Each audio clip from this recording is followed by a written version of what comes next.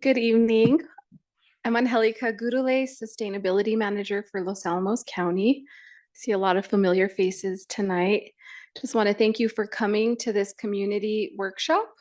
It's going to be an interactive workshop where we're really wanting your participation and your input on the development of our climate action plan. And tonight with us, we have Andrea Martin from Cascadia Consulting Group, and they're helping us develop this first climate action plan for Los Alamos County. So I'll hand it over to Andrea and we'll get started. Great, thanks, Angelica. Welcome to the community meeting for the Los Alamos County Climate Action Plan. Thank you so much for taking time out of your busy schedules to join us today. We know your time is limited. This is a plan for the entire Los Alamos community, so we really value your participation and input as a member of that community. Please note that we are recording this meeting so we can keep track of your great questions and the answers that we provide, and so that others who aren't able to join us today can watch the recording. My name is Andrea Martin with Cascadia Consulting Group. I'm the project manager for the consultant team supporting this planning process. I'm joined today virtually by Alicia Fennell, the deputy project manager, and also joining us in person is Amy Miller from AMM to support our outreach and engagement efforts. We also have on our team working on this project, Jenna Decker, who's our primary GHG or greenhouse gas emissions and strategy analyst, and Ben Gold from Eco Data Lab, who is the lead for our consumption-based greenhouse gas inventory. Our primary points of contact from the county on this effort are Angelica, Gurule, Linda Madison, and Abby Hayward. So our goals for today's meeting are to provide you all as community members with an update on the climate action plan process, hear your thoughts, priorities, and concerns on the proposed strategies and actions for the climate action plan, and begin a community-wide discussion on how these actions will be implemented and what considerations we should keep in mind when planning for implementation of the plan. If you don't mind, we're requesting that you hold questions until the end of the presentation. So how will we work on meeting these goals for our meeting today? We'll start with a presentation to update you on the climate action plan process, including a description of the draft strategies and actions for the plan and how they were developed. At the end of the presentation, we'll have some time for interactive polling questions to hear your thoughts about the plan and its proposed strategy and actions. And then we'll have about 15 minutes for Q&A where you can ask questions about the plan, and we'll have members of our project team available to answer those questions.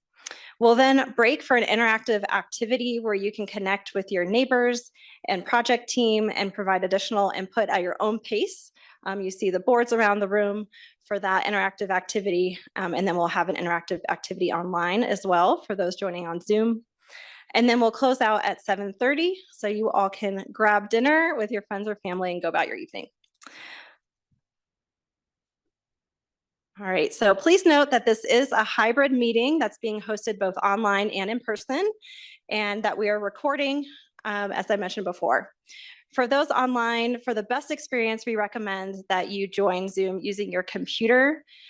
Please use the chat function to submit questions and comments throughout the presentation, and use the raise hand function to ask a question verbally during the Q&A. If you don't mind, please keep your phone or headset muted unless you are speaking to the group. And for those both online and in person today, we'll be using a technology called Poll Everywhere to ask your poll questions after the presentation. You'll be able to participate using a phone or using your web browser. So as a heads up, it might be helpful if you're watching the screen here for when those questions come. And to make this meeting most accessible to all, we are enabling closed captioning for those online. And you can enable closed captioning yourself as well by following instructions on the screen. So first clicking the closed captioning button to view the captions, or you can adjust the caption size if you prefer. Okay, so with that, I'll transition to our presentation on the climate action planning process so far. So for those who might be less familiar with climate change, the climate is changing as a result of human activity, and that represents an existential threat to the Los Alamos community and the world, with impacts becoming evident at an accelerating rate. Changes in global temperatures result in local impacts that could threaten the Los Alamos community, including extreme heat, drought, and increasing intensity and frequency of wildfires. And while climate change presents an ever-increasing threat, the Los Alamos County government and community continues to produce climate-changing greenhouse gas emissions that contribute to this threat. This graphic is from the Intergovernmental Panel on Climate Change, their most recent assessment report, and it shows that greenhouse gas emissions that are needed to limit warming to 1.5 degrees Celsius.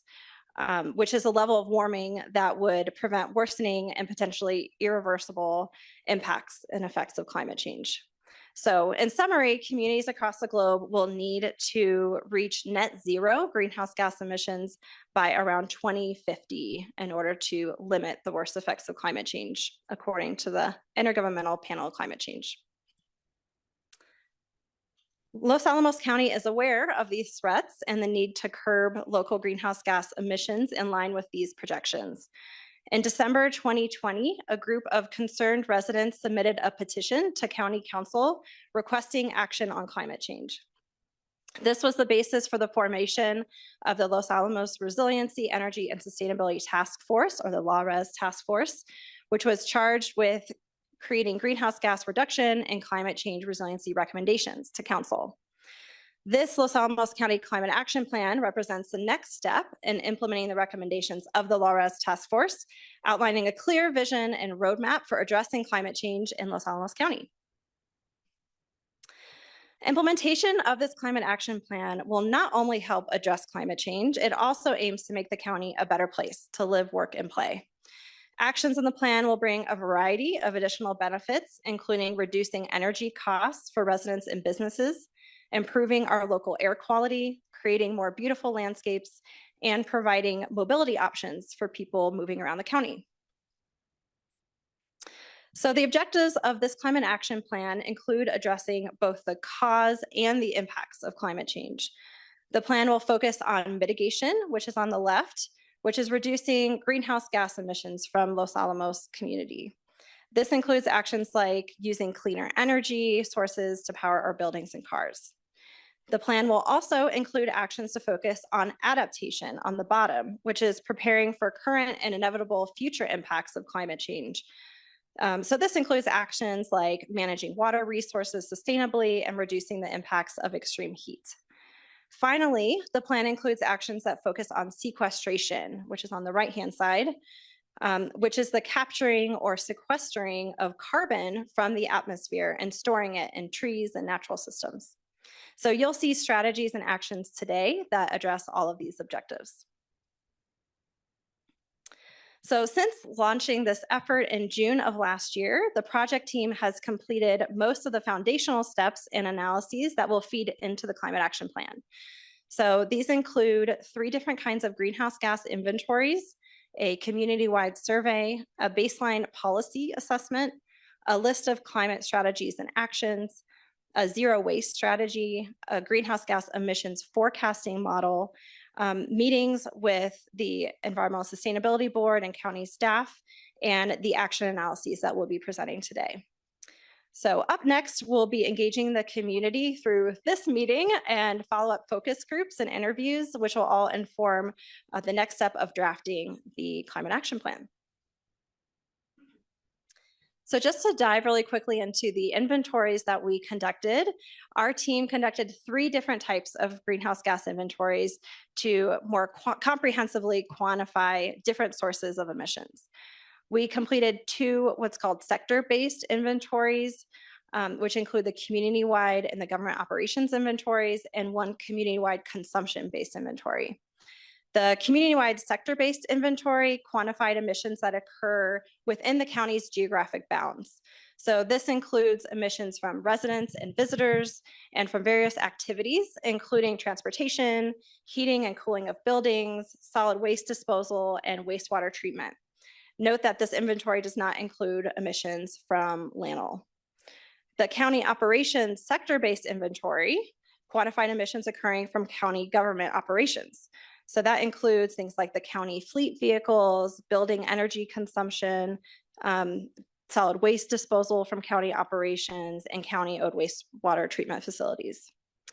And then finally, we have the consumption-based emissions inventory. And that inventory quantified emissions that occur from county residents' purchase of goods, services, and travel. So this type of inventory is unique because it seeks to account for all of the upstream emissions associated with goods and services. So these are emissions from resource extraction, manufacturing, and transport of goods that we consume, such as furniture, food, and vehicles. The inventory is helpful for understanding the full impact of community activities and actions that can lower a community's total carbon footprint. So the proposed actions and the climate action plan that you'll see today focus largely on sector-based emissions because the county has a higher level of influence over those emission sources.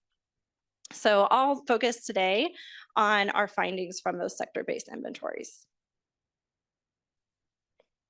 So starting with the community-wide geographic emissions inventory, that showed that emission sources were responsible for an estimated 137,000 metric tons of carbon dioxide equivalent of emissions from the Los Alamos County community in 2022. The largest emission sources were from building, energy, and the transportation sectors. Building energy accounted for about 55 or a little over half of emissions, largely from natural gas and electricity consumption, and transportation accounted for about 38% of emissions, largely from passenger vehicles and freight vehicles. As I mentioned, the Los Alamos National Laboratories emissions were not included in the community-wide total due to data limitations and limited county control over their activities. So in summary, these findings suggest that actions in the climate action plan should aim to reduce emissions from the major emission sources, such as from expanding sustainable transportation options like biking, walking, and public transportation, expanding electric vehicle infrastructure and adoption, increasing building energy efficiency, increasing renewable energy sources, and promoting electrification of new and existing buildings. So now moving on to the government operations emissions. So again, those are emissions coming from those county government operations. We estimate that the county operations accounted for about 15,000 metric tons of carbon dioxide equivalent of emissions in 2022. So to put this in perspective, this adds up to about 11% of the community-wide emissions that I just showed in the previous slide. Similar to the community-wide inventory, the largest county operations emissions stem from transportation and from buildings, namely from employee commuting, the county's vehicle fleets, and county facility electricity and natural gas consumption. So based on these results, the climate action plan should focus on strategies to reduce emissions from these major sources, such as by increasing commute trip reduction strategies for county employees, decarbonizing new and existing buildings and enhancing energy efficiency, reducing waste generation and increasing diversion of solid waste, and shifting to lower carbon vehicle fleets and equipment within the county. So this summarizes the emissions from the county government operations and from that community-wide. As a reminder, the consumption-based emissions inventory was also completed, and we'll have the full report associated with that available online if you'd like to follow up and learn more about that emissions inventory as well. Another initial assessment that we conducted was a community-wide survey to hear the community's initial thoughts about climate action, priorities, and concerns. Some of you might have responded to that survey, so thank you if you did. I just wanted to provide a quick overview of some of the things that we heard from that survey. So we developed the survey to gather feedback from residents to inform development of the plan. And we focus on understanding community priorities and concerns related to the county's future, climate change impacts and climate action, and level support for possible strategies. We had the survey open online and from September to October last year, and 552 community members completed the survey. So I'll go through a couple of things that we heard from that survey. We asked respondents what a sustainable and resilient Los Alamos would look like. And some of the key themes that we heard included energy efficiency and a transition to renewable energy sources, water conservation, public transit, access to EV chargers, safe and connected pedestrian infrastructure and bikeways, waste diversion, and a strong and diverse local economy, as well as wildfire resilience. So you can see a word cloud here that highlights some of these themes. We also included in the survey 14 high-level strategies and asked respondents to select up to 3 that they think the climate action plan should focus on. The top chosen strategies that we heard were a transition to clean carbon-free energy sources. That was selected by 41% of respondents as a top focus. We also heard a desire to expand and protect green spaces and natural ecosystems, and also make buildings in the community more energy efficient. Okay, so outcomes from these greenhouse gas inventories, as well as what we heard from you all in the survey, informed development of a draft list of potential strategies and actions for the plan. The other sources that we consulted in developing the list that we'll share with you today includes baseline policy assessment. We also drew from our project team's knowledge of climate action best practices from our experience working with communities across the US. And also we integrated feedback from county staff and from the Environmental Sustainability Board. So the action list is organized into 6 primary focus areas. So you'll see those focus areas organized around the room today, and that's how we've organized this action list. It includes buildings and energy, transportation, materials and consumption, natural systems and water resources, community resilience and well-being, and a cross-cutting focus area that includes actions that really cut across all these different focus areas. Note that the plan includes strategies both to reduce greenhouse gas emissions and to increase the community's resilience to climate change impacts. And so we'll include in the climate action plan high-level strategies and specific actions within each of these focus areas. And I'll go through a brief overview of these different actions right now. So starting with buildings and energy, key strategies within the buildings and energy focus area include advancing building decarbonization, increasing building efficiency, and increasing renewable energy generation. Actions within those strategies include building retrofit incentive programs, policies resulting in broad-scale replacement of fossil fuel heating equipment with electric at the end of their useful life, adoption of green building standards, and energy benchmarking programs for commercial and municipal buildings. Moving into the transportation focus area, strategies here focus on expanding electric vehicle infrastructure and adoption, expanding and promoting multimodal connectivity, and enhancing sustainable land use planning. Some actions that we've identified to achieve these strategies include educating the public and promoting electric vehicle adoption in public transit, developing an infrastructure plan for electric vehicles, and developing a county commute trip reduction program. Within the materials and consumption focus area, we're really focusing on maximizing diversion of waste, so keeping waste out of the landfill. So actions here were developed based on a more detailed zero waste strategy, which will be included in the climate action plan.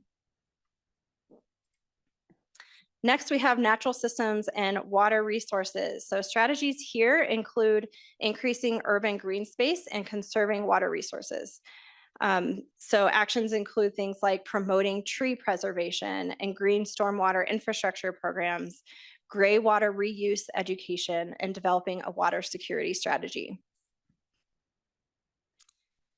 Within community resilience and well-being, we have strategies for building community resilience to those climate change impacts, Things like conducting a climate vulnerability assessment to better understand what are the risks that the community faces with regard to climate change.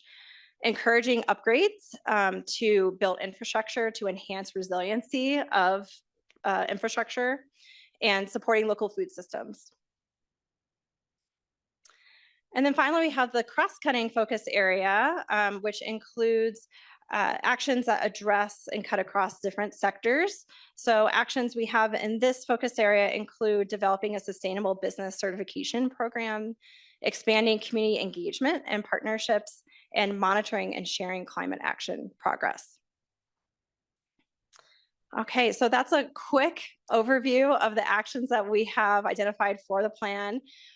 You have in your packets from the sign-in sheet a lot of information about all these actions, so feel free to peruse that at your leisure. We'll also have time at the end for you to go around the room and learn more about the actions there, but just want to provide a quick overview for you all as part of this presentation. We did do some analyses on these actions. So essentially just to better understand what are the benefits that accompany these actions in terms of reaching those greenhouse gas emission reduction goals, and what are some of the different considerations and to help prioritize the actions. So we did 3 analyses specifically on the proposed climate actions. We did a quantitative action level greenhouse gas impact analysis that estimated emission reductions that could be achieved through implementing these actions. We did that for 15 key actions. We also did a more qualitative multi-criteria analysis that helped to provide a more comprehensive picture of how these actions stack up when taking into account things like impact, cost, equity, co-benefits.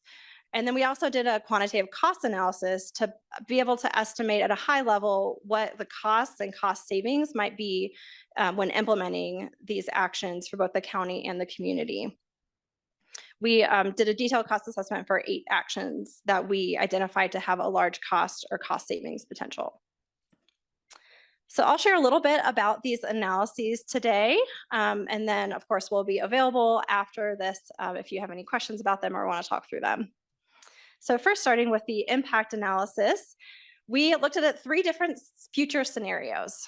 First, a business as usual scenario that assumes no action is taken and emissions basically just grow in line with estimated population and economic growth. We also, of course, understanding that that scenario is not real, and we live in a world with policies and different contexts, we had an adjusted business as usual scenario that estimated how existing federal and state and local policies could affect community-wide emissions in the future. And then we had a local climate action scenario that then said, okay, where then could you all as a community be able to achieve further emission reductions by implementing different actions? So I'll share the outcomes of that analysis really briefly. So on this graph, you can see the business as usual scenario. That's the line at the black line at the top. Sorry, it's a little small to see, so I'll walk you through it. And that shows the projected increases under that no action future. The colored wedges below it show the projected reductions due to current plans and policies that are already in place. So that includes the current utilities integrated resource plan and the state's policies such as the advanced clean cars and trucks policy. So you can see here that just by executing these plans and policies that are already in place, you'll be able to realize pretty significant reductions in community-wide emissions. So this next graph shows the additional emission reductions that we estimate would result from implementation of the local climate action plan. So those you can see those in the colored hash marks here, and you can see that those actions together will help the county work toward its emission reduction goals. So this scenario shows an 80% reduction in emissions by 2040 and almost a 90% reduction in emissions by 2050. So this next table has a lot of numbers, but really it's the same exact information in the chart, but just breaks it down by individual action. So what I just wanted to communicate in showing this slide here is that some actions contribute more significant emission reductions than others. So some that are high contributors include replacing fossil fuel equipment, which with electric equipment at the end of its useful life, introducing green building standards for new construction and for significant remodels, promoting electric vehicle adoption, and promoting urban forest stewardship and tree preservation. So in a conclusion, what do these analyses tell us? They tell us that you can achieve impactful and long-term greenhouse gas emission reductions, but it will require investment and policies that will transform the building and transportation sectors in particular from fossil fuels to more clean energy sources. We also saw that carbon sequestration, so that capture of carbon from the atmosphere by trees, for example, will be necessary to really reach that long-term net zero goal. And then we also can see that the proposed actions that we have in the climate action plan that we presented today will put the county on a path toward achieving those net zero emissions by 2050, which, as I showed in the beginning of the presentation, is consistent with what climate scientists say is needed to avoid the most damaging climate impacts. Okay, so we've talked a little bit about greenhouse gas emission reduction targets. I just want to take a moment to talk about what all is involved in setting that target and the target that the county has decided on. So when setting community-wide greenhouse gas emissions targets, there are a number of considerations. So some that I've listed here are context. So what are peer communities doing? For example, the state. There's also the science, as I've already shared with you, what is needed to avoid the worst impacts of climate change. It's also important to think about feasibility. So what is actually feasible to achieve in a given time frame? Investment is also important. How much is Los Alamos County government and community willing to invest in climate action? And then the lever or the policy mechanisms that are required are also important. So what is the willingness of the community to introduce potential requirements or mandates or standards versus more focusing on solely voluntary or incentive programs? So just for quick context, I mentioned what are peer communities doing. This just gives a little context into some other communities that we looked at and the targets that they set. So the state of New Mexico has a target to reduce emissions by 45% by 2030. The lab has a goal to achieve net zero building emissions by 2045, and Santa Fe has a goal to achieve carbon neutrality or net zero emissions by 2040. So this graph shows the strategies and associated changes that would be required for the county to be on a path toward the carbon neutrality by 2050 target. So the numbers on the right show basically the conditions that would have to be in place in order to reach that target. So some of the highlights here are all buildings in the county would need to transition from fossil fuels to renewable energy sources by 2050. We'd also need to see full adoption of electric passenger vehicles and maximized waste diversion. So, these are all things that will need to happen by 2050 in order to reach these goals. Okay, so the last analysis I wanted to share with you all is the multi-criteria analysis. And the reason why I think this is important to show is because it adds further considerations beyond just thinking about what are the emission reductions associated with these different potential actions. So this slide shows the criteria that we included in the multi-criteria analysis and the different weights that we assigned to each criteria. We identified these criteria based on public and county staff input and included considerations of the impact of the identified action, the cost, equity, so is it fair, and co-benefits.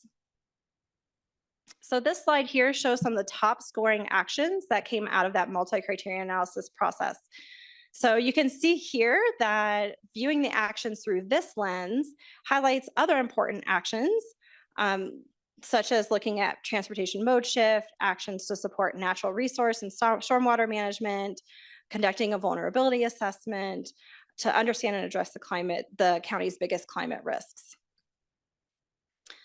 So our takeaways from this multi-criteria analysis was, I think one of the good news was that almost all focused areas had high scoring actions. So, therefore it seems like these are all worth pursuing. The multi-criteria analysis allowed us to consider factors outside of just looking at cost and impact. So co-benefits and equity that helped really make the case for some of these actions. The cost analysis helped us identify actions where maybe grants or incentives or rebates might be especially important to consider. And these all help us plan for implementation and what that implementation should look like, including when these actions might make sense to implement through the duration of the CAP implementation period. Okay, so that concludes the presentation. I know that was a lot to listen in on, so I really appreciate your patience walking through all that. Again, happy to answer questions you might have. But first, we're hoping to hear a little bit from you all. So we have some polling questions to gather your thoughts and feedback. So as I mentioned before, we are going to use a platform called Poll Everywhere for this. So if you all have a phone, if you don't mind getting your phone out, I'd appreciate it. If you don't want to use your phone to do this, we also have paper versions. So you're welcome. If you could just raise your hand and we'd be happy to give you a paper version and a pen. But basically we have their instructions to participate and you can go onto pollev.com/Cascadia on your web browser on your phone. That we would recommend using that if you can. If you don't have maybe data to be able to do that, you can also text the word Cascadia to the number 22333. So I'll pause a moment to get everyone set up here.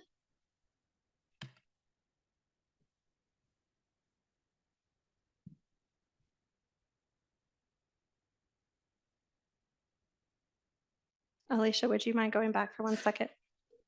Just to make sure we're all set up. Thanks.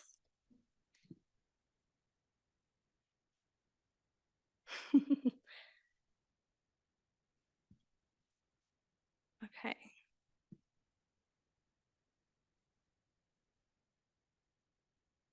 When you're ready, if you don't mind just maybe setting your phone in your lap so I can get a visual, or putting on the chair beside you.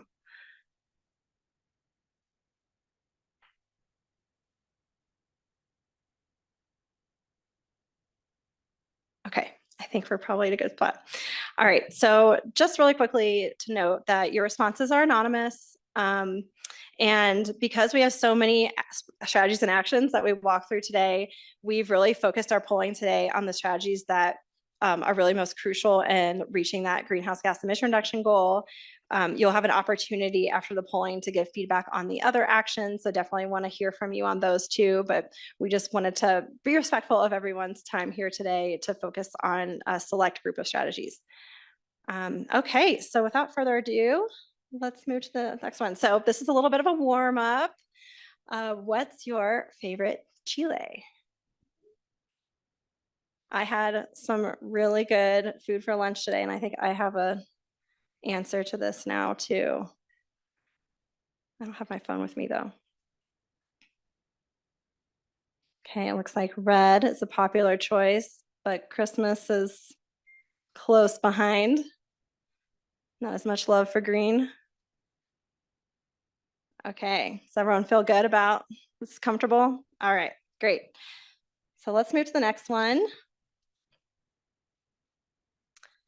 Okay, so we talked about different focus areas today. We would love to hear from you on what you think the highest priority focus area should be for the climate action plan.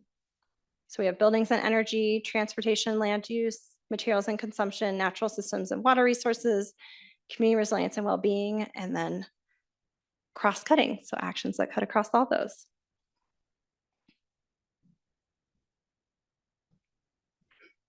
All right, so seeing buildings and energy, transportation and land use as key focus areas.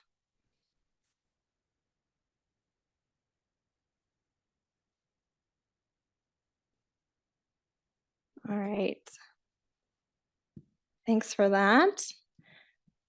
All right, moving to the next one.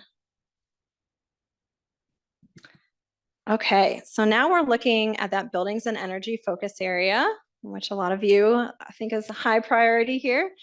So we have a lot of actions here, but so take your time reading through them. But we want to hear which actions do you most support? Which actions do you think are really crucial to be a part of this plan? And if you could select up to 3, we would appreciate that.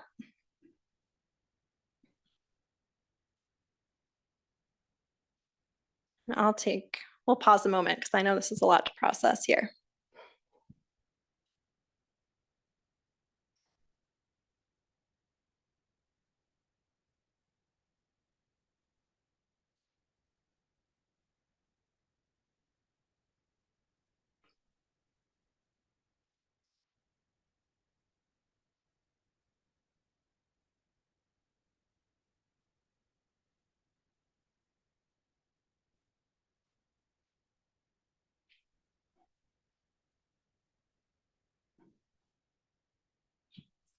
Alicia, are you able to see what percentage of people have responded?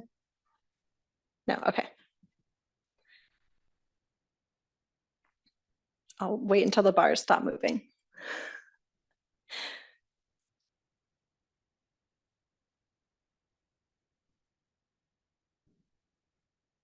Okay, looks like not as much movement. Oh.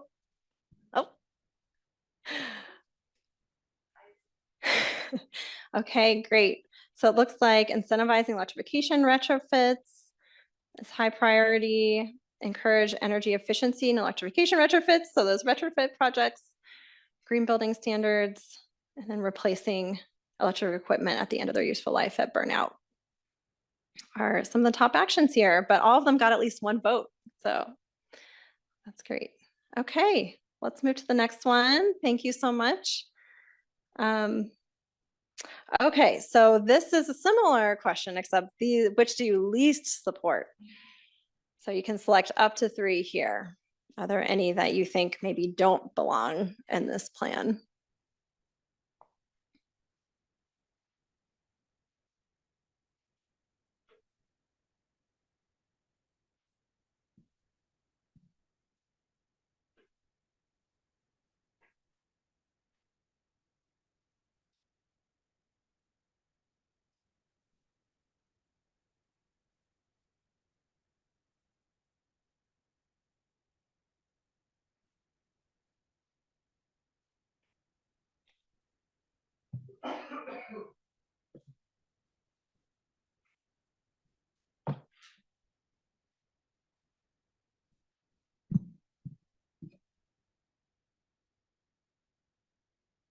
Okay. Oh.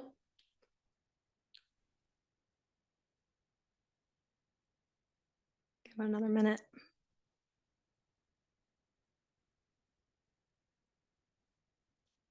I feel like I should be, like announcer at a horse, a race or something. Like, not very good at that. Not even gonna try. Okay, it looks like bars aren't jumping around quite as much now. So energy benchmarking program for commercial buildings is a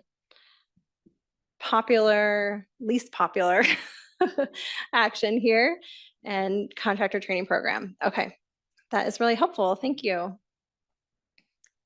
go to the next one, Alicia. Okay, so now we're transitioning to the transportation and land use focus area. So same idea as before. We want to hear which actions you're most supportive of within that focus area. If you could select up to 3 again.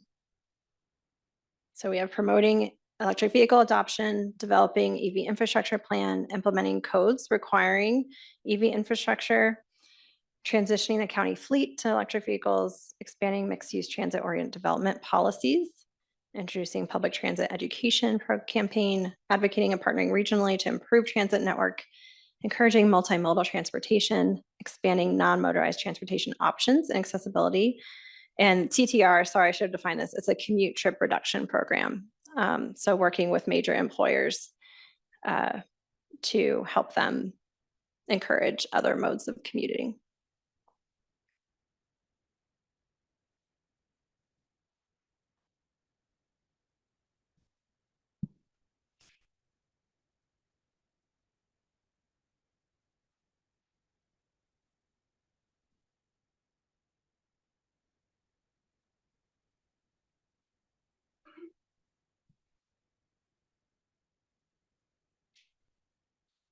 Okay. Great. Well, it looks like we have a little bit more evenly spread support across this focus area, but definitely some support for an electric vehicle infrastructure plan. And I think that's in the works, right? So a budget option. Okay. So that is in alignment, I think, with what's already being considered. Okay. So same idea as before. You told us which actions you are really supportive of. We also want to know if there are any that you aren't particularly supportive of, which actions you think maybe shouldn't be part of this climate action plan. So please select up to 3.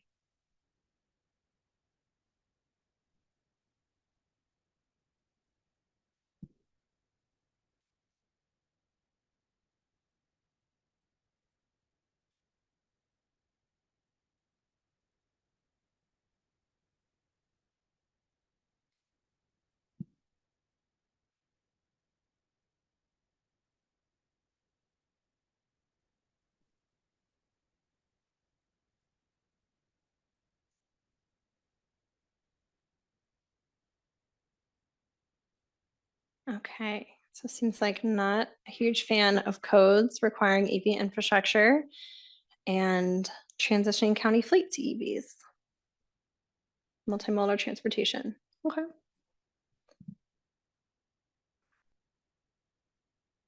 Great. Well, thank you. That's really helpful. Okay, so we presented a variety of different actions. I know you probably haven't spent a ton of time, memorizing this list, but from what you've heard so far today, this is across all of the different focus areas. Are there any actions that you think maybe we haven't thought about or that you haven't seen today that you think is really important to include as part of this plan?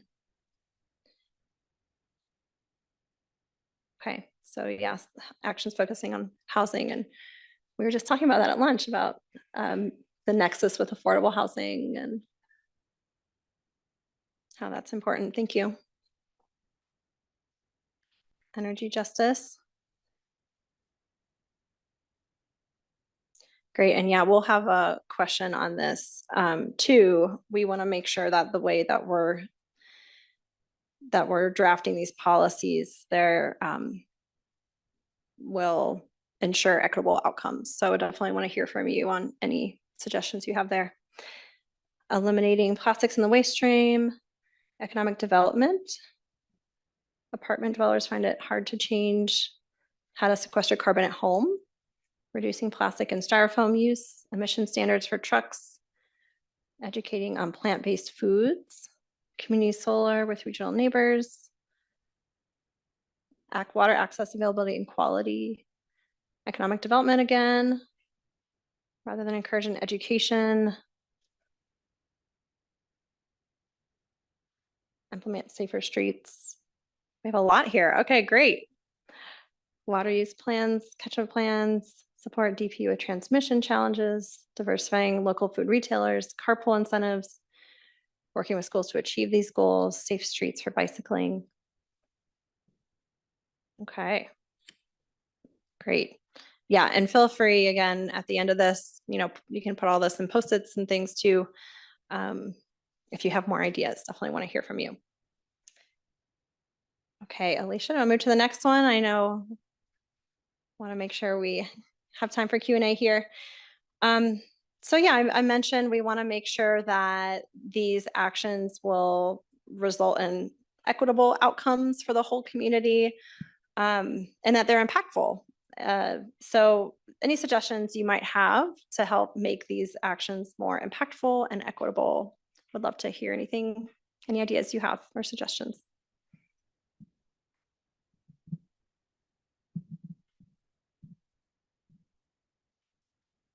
If you don't have anything, that's fine too. Just wanted to provide the space. Diversity and feedback and community input. Yep. And I think I mentioned this at the beginning, but we're going to be doing focus groups and interviews as well as part of this process. So hoping to make sure we get that diversity of feedback through that. More ways to get info out to the community, legalize housing, to reduce emissions. Okay. Well, thanks for your thoughts there. Oh, estimated count costs or amounts for incentives. Yeah, how much it will cost. Great. Yeah, that's something that we're going to start digging into more as we develop the draft plan, is thinking about that cost piece and making sure that is clear. Updates, presentation on progress, solar garden, info about how to electrify incrementally. If you do one thing and encourage your neighbors, what your impact would be. Being realistic about local government imposing regulation. Robust community engagement. Don't force solutions that aren't business and budget friendly. Dashboards. Great. Thank you. Low, no interest loans for, yep. Lab commuters. It's definitely one that we've thought about in the context of the plan. Okay, well, let's keep this going, Alicia. There's some really great ideas and suggestions. Thank you so much. We wanted to just touch on challenges that we might face. And the reason why we want to ask about this is we want to make sure we're thinking about those ahead of time. So if there's anything we can do now at the planning phase that can help minimize those challenges or address them, we want to do that. So if there are any specific challenges that you want to make sure are on our radar that we are planning for as we work toward these climate goals.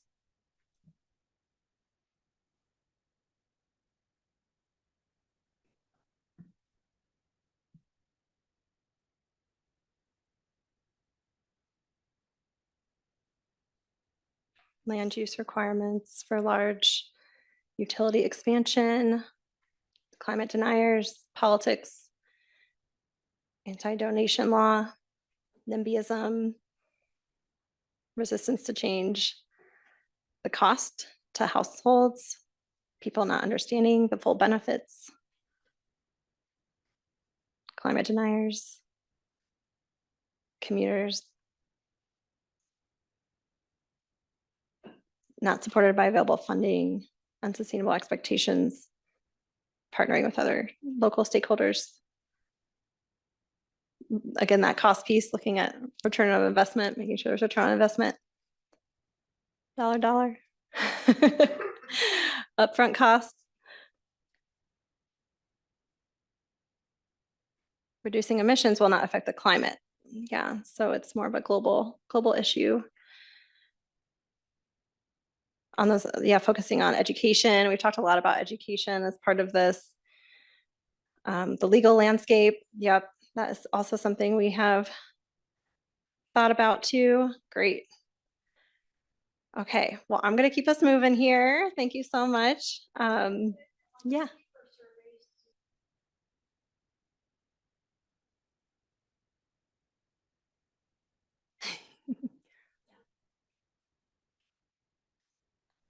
That'd be helpful. Yeah, great. Okay, so we had some challenges that we just brainstormed. We'll, of course, try to think about how to overcome the challenges, but if you have any ideas, we'd love to hear from you as well. So what are some things that the county can do, the community could do to help overcome these challenges? Workplace and neighborhood communication, good journalism, adequate public transit to other cities, and more services that are provided locally, continued community education, educate, incentivize. Yeah, again, touching on education. Yeah, and I think right now, and thinking about the timing of these different actions, we're definitely focusing on education being something that we do earlier in the process. So I think this is in alignment with that. Building that sense of community, and insert in the newspaper. Working with state legislature, give examples of how other cities and towns have done this. Removing legal barriers, cooperation with tribal communities, more bus routes, being adaptable. Start incremental improvements and investments now. Yeah, can't do it all right now, but we can start. Yeah, present those benefits as a way to save money, increase air quality, rather than focusing on the climate piece. Making the right choice equals an easy choice. Okay. Thank you so much. I think, is that all of our questions we have, Alicia? Yeah. Okay. Thank you so much for that. We also have an optional demographic survey. So the objective here is just to understand who we've heard from. As I mentioned, after this, we're going to be conducting focus groups and interviews, and we want to make sure we're getting a diverse and representative feedback from the community. So we have some optional demographic questions that should come up on your Poll EV. So this is one where you have to go to the browser and go to pollev.com/Cascadia to respond to these questions. If you don't want to do that, we are also happy to hand out those paper surveys to respond to the demographic questions. But this is really helpful. It's anonymous. It just gives us a feel from in terms of who we've heard from.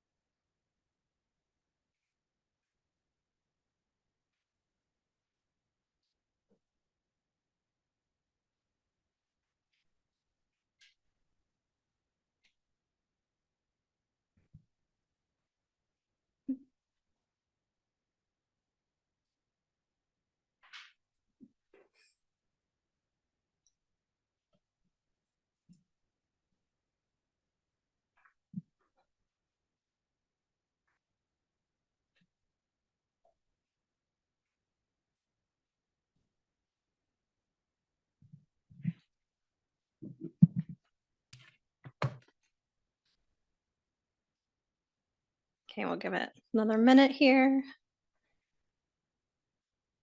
Make sure we have time for Q&A.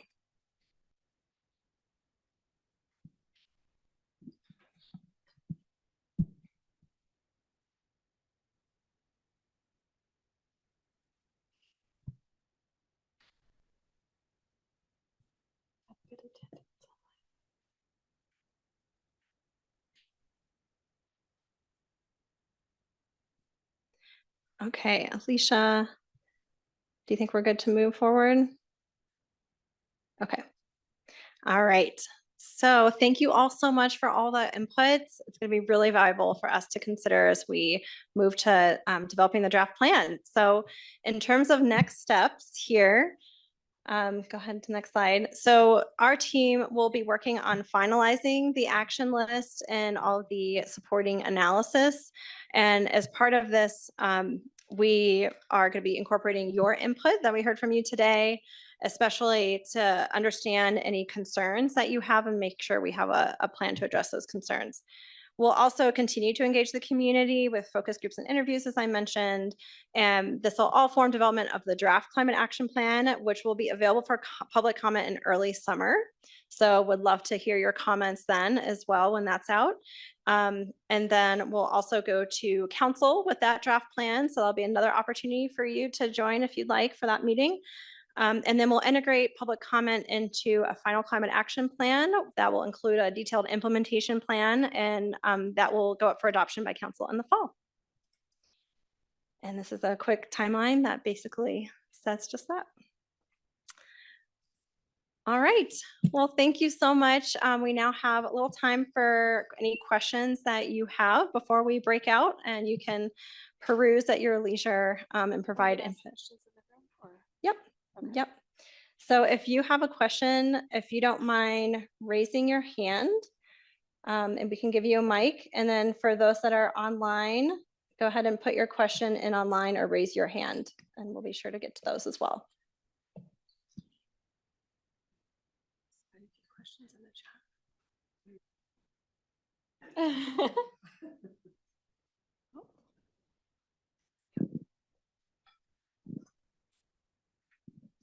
Thank you. Anne Laurent, County Manager. I just wanted to ask, so I thought I heard in the presentation that a lot of these recommendations need to be implemented in order to have the goal. But yet we kind of voted on preferences and you saw 1, 2, 3, 4 kind of pop up on each area. So how are you going to assess the preferences versus what really needs to happen to get the desired goal? Yeah, great question. So we did model all the actions that we identified as being impactful toward meeting a goal. And when modeling all those, we did basically have to include all of them in order to meet the target. That being said, I think there are some options in terms of when those might be implemented over time. So I think that's one piece that we'll use this information for, is if there's an action that's really high priority that the community really wants to see in the plan, we'll make sure to prioritize that for early implementation. As you saw in the analysis, there's also a wide range in terms of the different greenhouse gas reduction impacts. And so if there's an action that, maybe there's not a lot of support for, that isn't as impactful, then we could consider, potentially leaving that off. So I think it just depends on what we're hearing from you all today and how that stacks up with all the other considerations that we're making in terms of what needs to be in the plan to reach that target, as you said. Is there anything you want to add? Okay. Other question.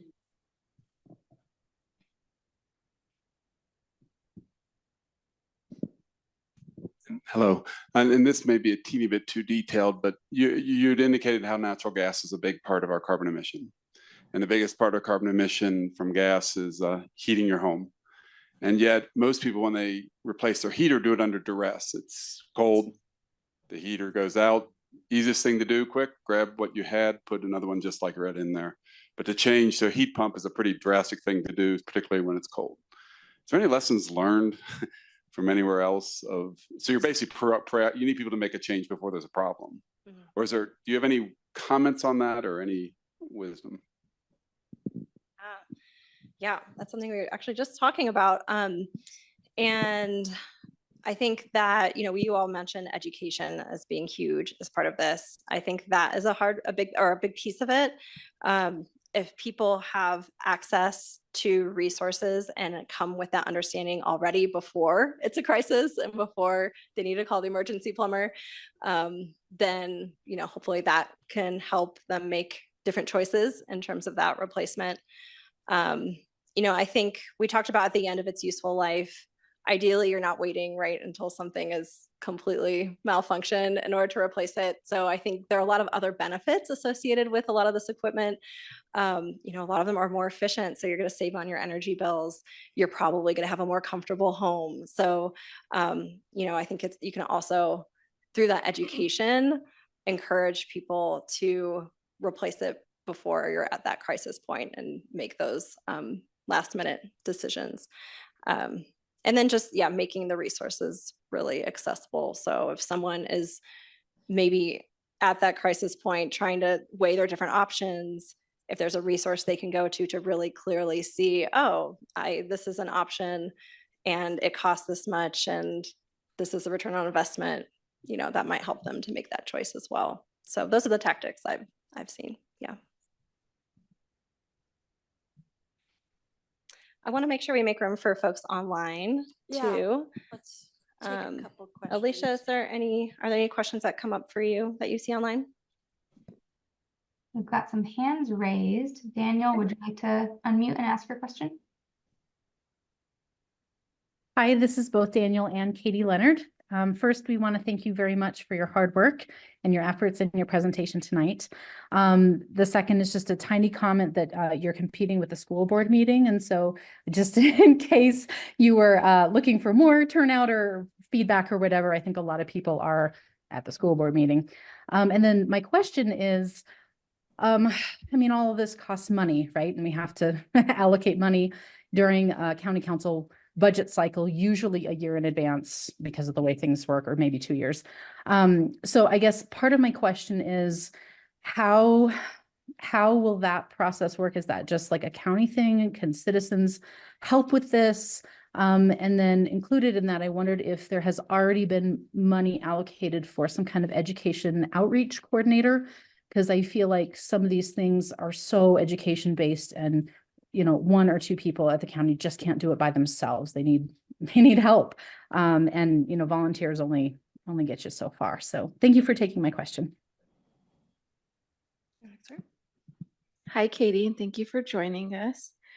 So right now, there's actually quite a few items that are being considered as part of council's budget options that will be presented here at the end of the month. So there's some that have stemmed from the work that La Res, their initial recommendations, which one is heavily weighed in the educational and outreach consultant to help us with these initiatives of educating the public on incentives and preparing for home equipment replacements and things like that, amongst a list of others. Does that answer your question? Thank you. You're welcome. I can add to that a little bit on the cost side. I think just acknowledging that we're in a really unique moment in time in the federal landscape in terms of available funding for things like retrofits. And so I think that is something we're thinking about and paying attention to in the context of this plan is how can we leverage and make sure that you all in the community have access to the tax incentives and rebates and things that are becoming available from the federal government and under other places. So we're hoping that will help to address the cost piece as well. Thank you very much. I just have one follow-up question, if you don't mind. The state has a pretty strong anti-donation clause in terms of like local incentives, financial incentives and things for things like retrofits or appliance replacement. I just wondered if there's been any headway in the state legislature about that, and that might be a question for another time. Hi, this is Amy Miller. I can speak to that a little bit. There's a few different options out there right now, and one big one coming down the road. A New Mexico Climate Investment Center has been funded by the governor's budget this last session.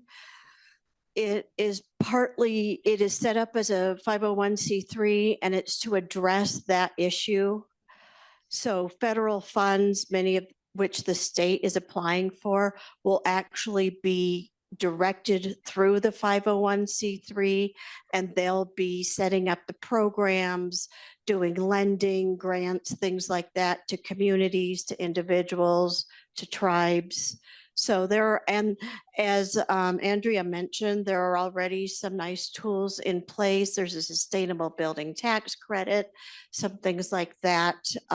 Clean cars tax credit just passed this past session. So there's a lot going on in that space, both at the state and federal level. Thank you. Yeah, thank you. Maybe we'll take one more question online and then we'll go back to in the room. Yeah, go ahead, David. I think I saw your hand up next.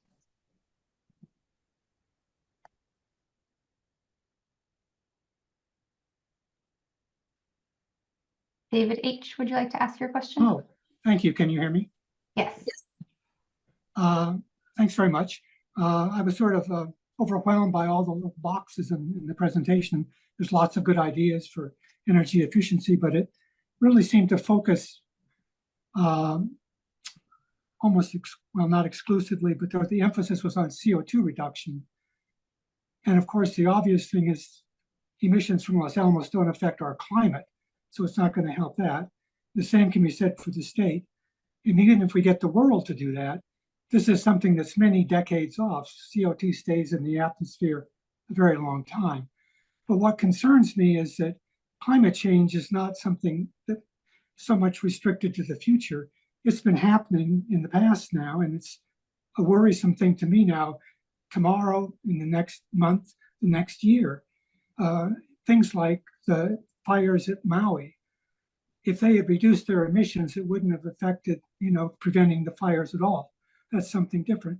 So I'm concerned that this emphasis you have on emissions, you're missing things that really affect our health and safety in a big way. That, there are things that climate change will make threats on our lives. So that's disappointing. I'd really like to see Laura's, address that and say something about it, because that's the most immediate thing that's affecting the citizens of Los Alamos, I think, not CO2 emissions. Thank you. Yeah, thank you so much for that comment. Yeah, we're definitely focusing on greenhouse gas emission reductions, especially in the context of the analysis, because that was a piece that we had some quantitative information on to be able to analyze. Definitely acknowledge that climate change is already happening and having real impacts on the community. And I think, as I mentioned, one of the top priority actions that came out through the multi-criteria analysis process was conducting a climate vulnerability assessment as one of the first steps. And so the hope there and goal would be to get a more comprehensive understanding of what are the climate impacts and risks that the community faces. And with that understanding, we can then identify policies and actions and solutions to address those risks. So that is one of the key actions we have in here. But we also have in the community resilience and well-being focus area, we have a couple other actions, and there are also in the natural systems and water resources focus area actions that focus on that resilience safety aspect as well. But yeah, if you have specific ideas, definitely would love to hear them and make sure they get considered and integrated. Okay, we have another question in the room.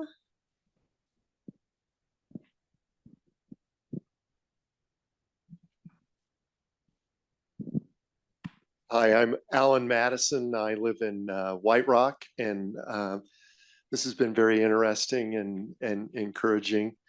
My question is, are there plans in place, or is there a mechanism to revise and update the climate action plan to take advantage of developing technologies and changes in unforeseen changes and obstacles?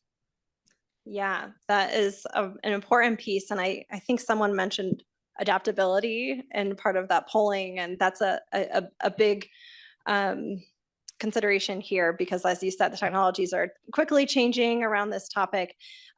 So we haven't drafted it yet because it's part of the draft climate action plan, but the plan will have a more detailed implementation plan, and that will include information about how the plan will be maintained and monitored over time. So for example, you all did this robust 2022 greenhouse gas inventory. We'll need to think about how often are you going to be doing those inventories to track how you're doing on emissions over time. So that'll be something that'll be included in the implementation plan. And then also we'll have information about how often the plan will be updated. So, next time you might update the plan, it might not be a full scale effort like this, but it'll be, looking at how you're doing so far in your actions, what's working, what's not working. Are there new technologies or considerations that have come up, different policy contexts, funding situations, and making sure that there's a mechanism in place to be able to adapt and respond to those. So yeah, that'll all be part of that implementation plan. And you'll be able to review that as the draft climate action plan goes out for public comment. So I'd encourage you to take a look at that. Yep. One more question? Okay. Time for one more question. Anyone online, Alicia? Yes, we do. James, would you like to go ahead and ask your question? Sure. Can you hear me okay? Yep. All right. Awesome. Well, first, I just want to say this is a great presentation, Angelica. It looks like you put a ton of work into this research. I really like the net zero by 2050 plan that you illustrated here. Like I think a couple other people said, there was like a lot of content here and kind of zipped through it. So hopefully those slides can get posted online and we can look at them. A couple things I would like to request is if you could add references to your methodologies on how you measured emissions and also your reduction calculations. Like for example, the slide that was showing like the emission reductions, and it was like it showed that by 2050 the environmental stewardship category had like this really large number, and I was just kind of curious like how that was being achieved. So like the methodologies would be helpful. And then the other thing I kind of noticed was didn't feel like there was a whole lot of focus on reducing energy use through like more efficient, like a good example is like live work, helps reduce commutes. And you showed that commutes was a very large chunk of the emissions. So thinking of ways that we can eliminate commutes and I guess the building energy, right? Just how we can reduce it, not necessarily just invent a new technology to keep the same use, I guess. Anyways, those were kind of my comments. I really loved the presentation though. So thanks a lot for doing this. Great. Thank you so much for those comments. Yeah, just to address a couple of those. In terms of the references, yeah, absolutely. We create our analyses to be really transparent in terms of the assumptions that we use and the resources, and those will all be available in a technical appendix in the plan. So you'll have those available, but if you have specific questions, feel free to reach out to any of us on the project team, and we'd be happy to give you that information.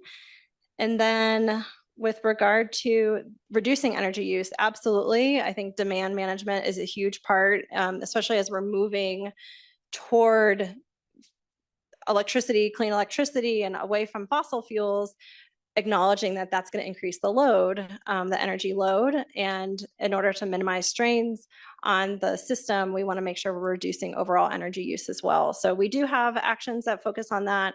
The encourage an energy efficiency retrofits action.